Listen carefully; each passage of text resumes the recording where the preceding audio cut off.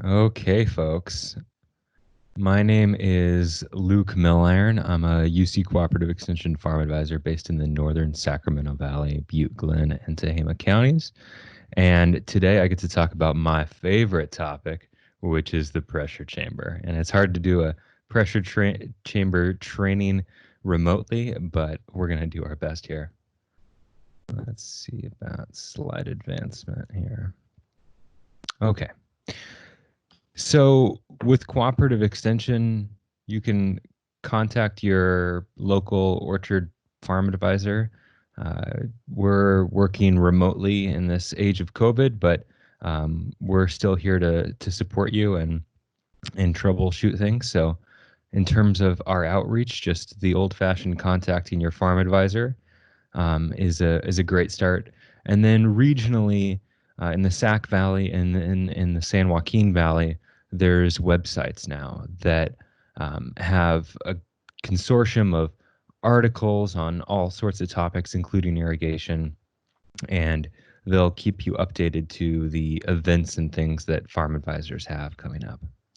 And then finally, a project um, that Phoebe Gordon, a farm advisor down in Madera, and myself have been embarked upon is this podcast called Growing the Valley. And you can listen to that wherever you listen to podcasts. And for Growing the Valley, this last year we did a 10-part mini series on irrigation. All sorts of conversations from stuff that was more theoretical, like the soil plant atmosphere continuum that I'm going to touch on briefly today, to very practical ET, pressure chamber use, irrigation system design and pumps, and regulated deficit irrigation. I really, really, really like this concept from the Almond board of the irrigation continuum, which Tom did a fabulous job explaining. And we're just going to hone in on the continuum for plant water status in this session. So we have the measure of plant water status at that 1.0 at the most basic level. You're just looking at the trees. What are the cues you're seeing from the trees? And you're coming back on a pre-irrigation or a periodic basis to look at the trees and determine if you need to irrigate. At the intermediate step, you're adopting the use of the pressure chamber, and you're either using it before you irrigate or you're using it more as a periodic check to make sure that your ET-based program or your soil moisture monitoring-based program is correct. And then finally, with the most advanced use, you're using the pressure chamber, you're using it weekly, you're comparing the readings that you get out in the field to what we call a fully watered baseline, and you're using it for more advanced things like determining when to start the irrigation season, which is something Alan Fulton and Roger Duncan and Ken Shackle and I are researching right now. And of course, using it at whole split, so you get that deficit at whole split and you don't get whole rot. I think we can all see when trees are really, really water stressed. So it doesn't take any sophisticated wine aficionado sense of your trees to know when you haven't been irrigating for a couple weeks in September and the mites are coming in hot and you have defoliation. We all know what that looks like. But there are more subtle cues. This is a photo I took last week in a delay of irrigation trial where we're waiting for a few bars of stem water potential stress before starting the irrigation season. And the first thing that we really saw as we tried to induce some mild stress was that flag leaf, that smallest leaf on the spur yellowing. But I would continue even when you are using the pressure chamber, you're looking at that 2.0, that 3.0 level.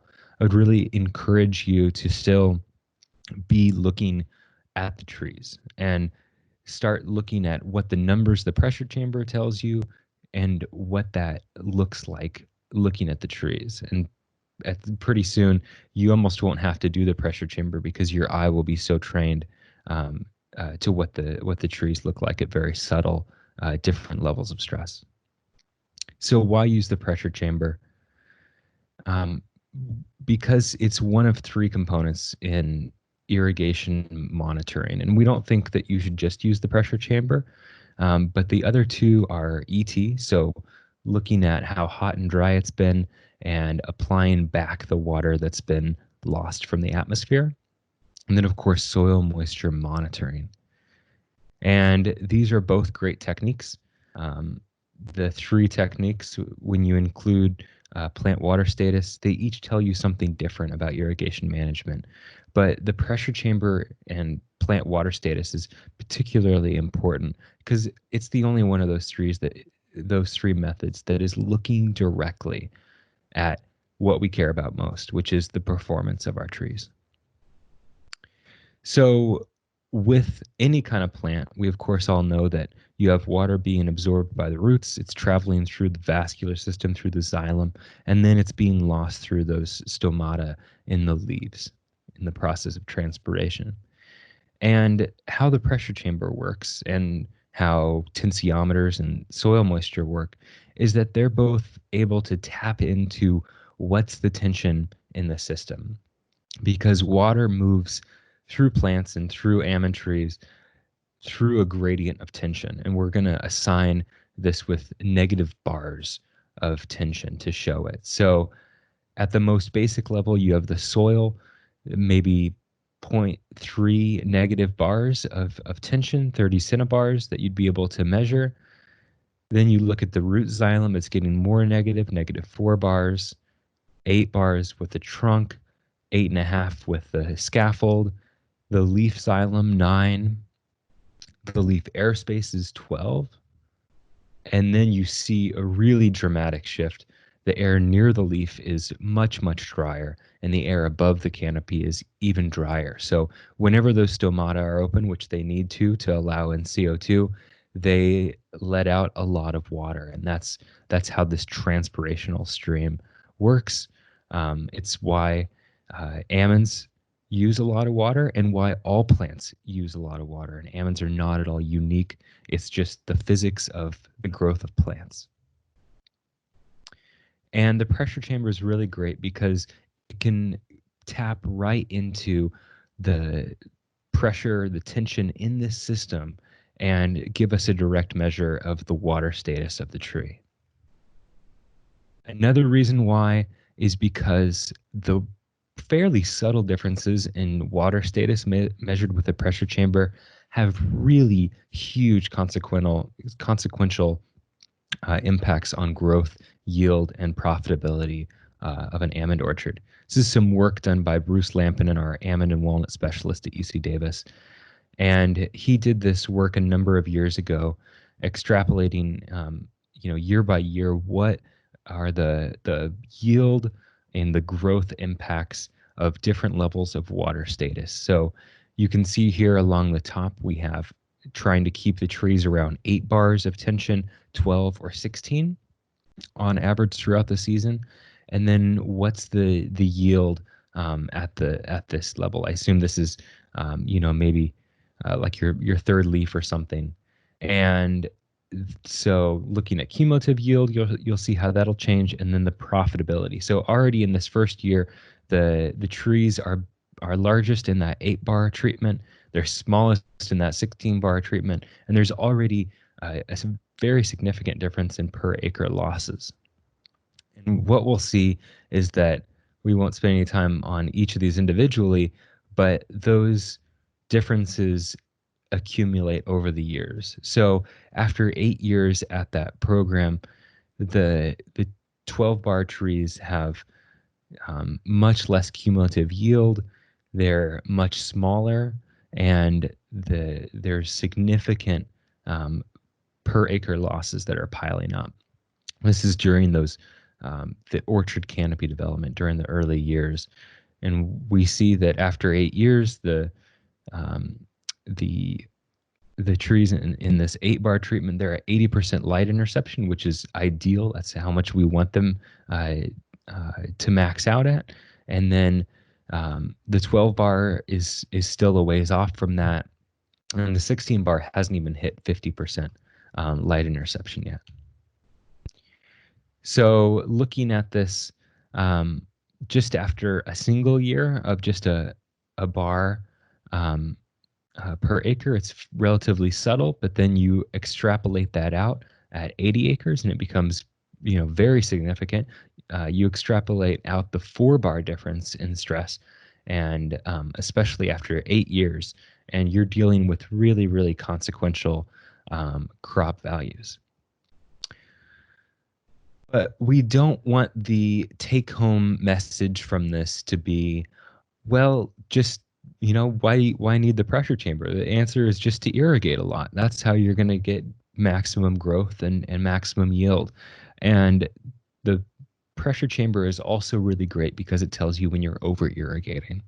And we all know that over-irrigation can really, really matter for our tree health. We know it matters for things like hull rot here. Having trees that are too wet during that hull split period can lead to really devastating hull rot, that the mycotoxins from that are getting into the spurs and reducing future yield capacity there. So really, really consequential. And we also know that it has implications for lower limb dieback, which is something we see in summer, but it's really tied back to conditions being too wet in spring. So this severe dieback that is more extensive than you would get just with regular shading. And also, when you're running wet, you're going to create more differences in tree size. The smaller trees are going to suffer because they don't have large enough canopies to use the applied water, so they're just kind of sitting in it. And instead, if you under-irrigated slightly, the larger trees would grow a little bit more slowly, and the orchard would become more uniform. And the final why is that it's a relatively cost-effective approach. We have some growers, PCAs in the northern Sacramento Valley, that tell us that it's about $10 to $20 per acre annually to incorporate regular pressure chamber readings into their program. Yes, it's a labor-intensive method, but it gets you or a technician out in the orchard, seeing all sorts of other important things. So that's really good. And we'll talk about the cost of pressure chamber later, but it really is totally inconsequential when you see that you're extrapolating out the device over, potentially hundreds of acres, and that these devices generally last several decades, and so they're really dirt cheap when you extrapolate them out that way. So we're going to start with just what is the concept behind the pressure chamber and stem water potential. We're going to talk briefly about the purchasing. We're going to touch very, very briefly on technique, since that's a tough thing to show via webinar. And then we'll move along that continuum, right? We'll talk about interpretation at a 2.0 level, and then finally interpretation at a 3-bar, at a 3.0 level rather, and looking at using the fully watered baseline. So this is a schematic that shows the basic way that any kind of pressure chamber measures stem water potential. So here we have a foil laminate bag with a leaf inside of it. It's been placed inside a pressure chamber. In this case, it's a pump up, but instead of being a pump up, this could be connected to a gas chamber. And what we see here as pressure is applied, you'll see that on the pressure gauge. And then once you start to see water welling out of the cut petiole, you'll immediately look at your pressure gauge and note what the tension is that the tree is under. And this is a visual of what that looks like. So on the left here, before you've reached that end point when water can be seen, it's dry, and then you just have to get a subtle sense for what it looks like when there's that welling, and it typically is right here in this middle area when water starts to come out at the endpoint, and you quickly look up at the gauge and note what that reading was in negative bars. As for purchasing a pressure chamber, really there's just two companies that are in the pressure chamber manufacturing game for the most part. They're PMS Instrument Company up in Oregon, and then Soil Moisture Equipment Corps over on the coast. And they pressure chambers range really wildly in terms of cost, about $2,500 for kind of the classic suitcase model that I've been showing off to the side in the previous slides, and the $1,500 for the pump up model. I really like the pump up. You're never going to run out of gas. You get a little bit of a workout, but I try to discourage almond growers from using them because you get into that. I think they tap out at 15 bars, I think, on the gauge. So it just is not enough pressure that your capacity for what we hit during whole split in almonds. So definitely the pressurized units are better for almonds. And soil moisture, also has a quality product that runs more expensive. As for technique here briefly, we really just have 4 steps. So we're sampling from a non-fruiting leaf, usually trying to pick one with a really long petiole and picking towards the interior lower canopy of the tree. And we're letting that leaf be bagged for about 10 minutes. And what that does is it stops the leaf really from being a leaf anymore.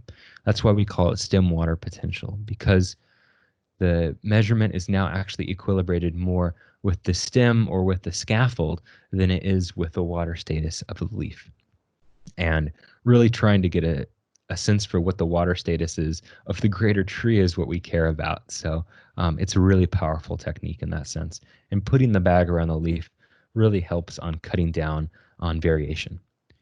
And then you're going to slide that, remove the gasket here, and you're going to slide that in until you have your petiole sticking out. You'll usually make another cut with a razor blade so you have a really nice flat reading surface, and then you'll pressurize and you'll take your endpoint reading.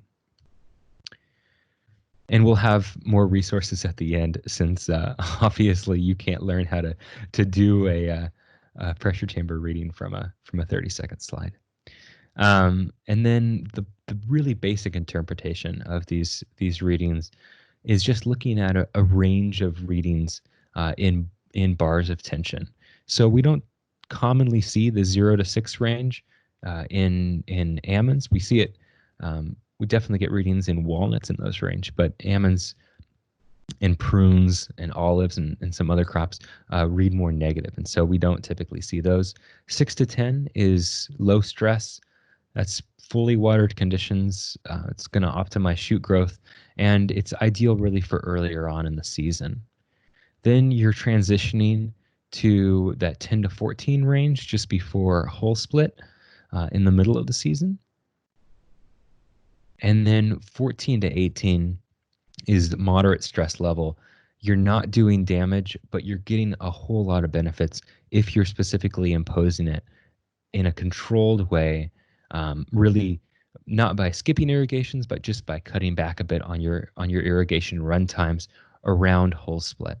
And that's going to help control whole rot and alternaria. It's going to speed whole split. It's going to lead to more uniform crop maturity, lead to a quicker harvest, so you can get your almonds out of the field and have them stop being eaten on by navel orangeworm. And then really we're trying to avoid stress at the higher levels. There's been readings I think I've taken readings much more negative than negative 30 bars. The almond tree will survive, but you get down into these really stressed readings, you could be impacting your crop certainly for that next season. So we want to stay away from those. But we're all capable of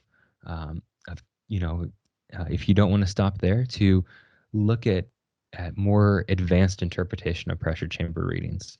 And we do this because the tree water status is being impacted on a daily basis by what the weather's like.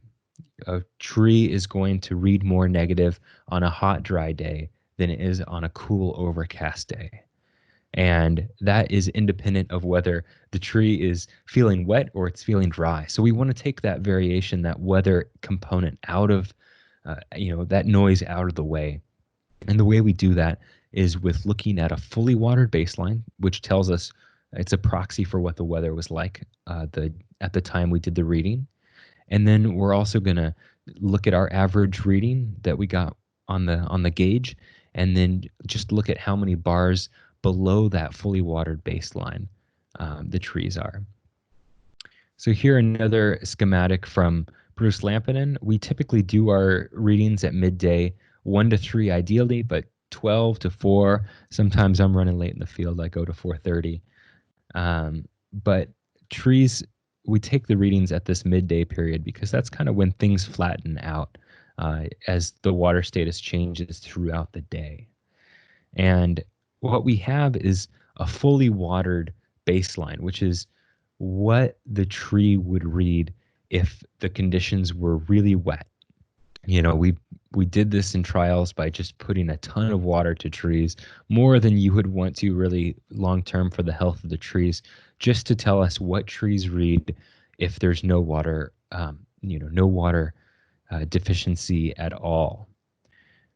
And then apologize for the walnut photo, but you have either you're looking at CIMAS data, a weather station on site, or you're looking at a temperature relative humidity meter that you have out in the field, and you can just, all you need is relative humidity and temperature. And so you say, okay, when I was out today at 2 o'clock, it was 20% relative humidity and it was 85 degrees. So a fully watered tree would read 8.1 bars, and my tree read around 9.1 bars. And so it's 1 bar below baseline. So it's going out, taking your readings, looking at what the temperature and relative humidity is like, and then just comparing what that baseline number is to your number. Are you 1 bar below that baseline number, 2, 3, 4? That's the most advanced way of looking at the pressure chamber readings. So with this approach, 2 to 4 bars below baseline is ideal from March to mid-June. With a whole split, you can transition to 4 to 8 bars, which corresponds roughly to that, around that 14 to 18 bars of tension I was showing earlier.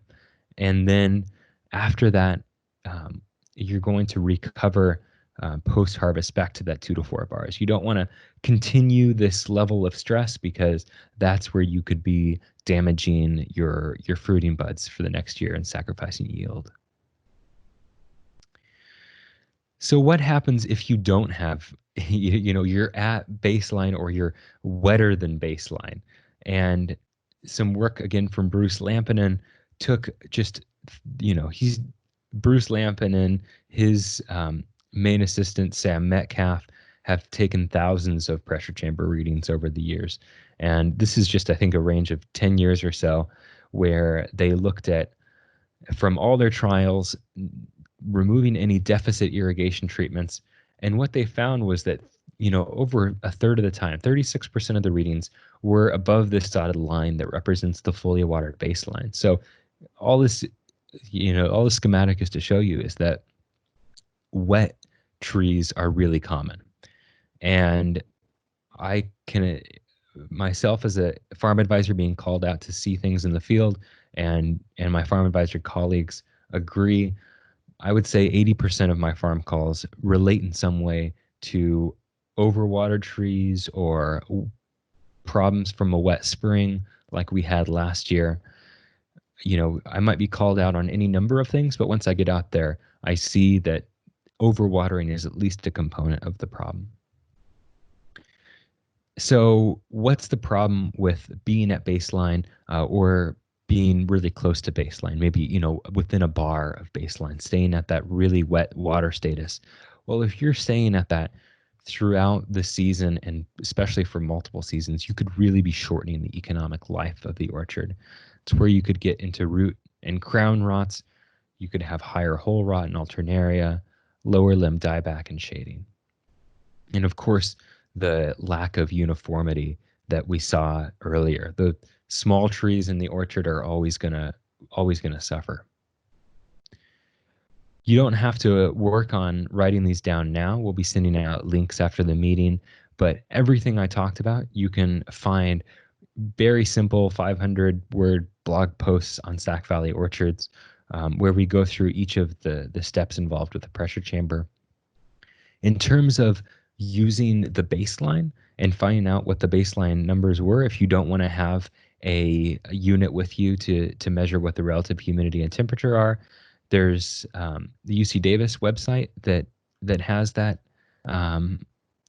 but it's a little bit janky. We're working on getting it fixed, and then Pressure Bomb Express is a private outfit that has a pretty slick app to log your readings and show you and do some interpretation for you.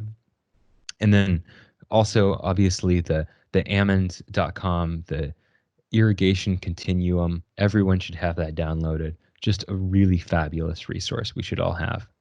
And then we'll also send out Spencer Cooper's video last year of him going through how to use the pressure chamber. And so seeing it is the best way to go.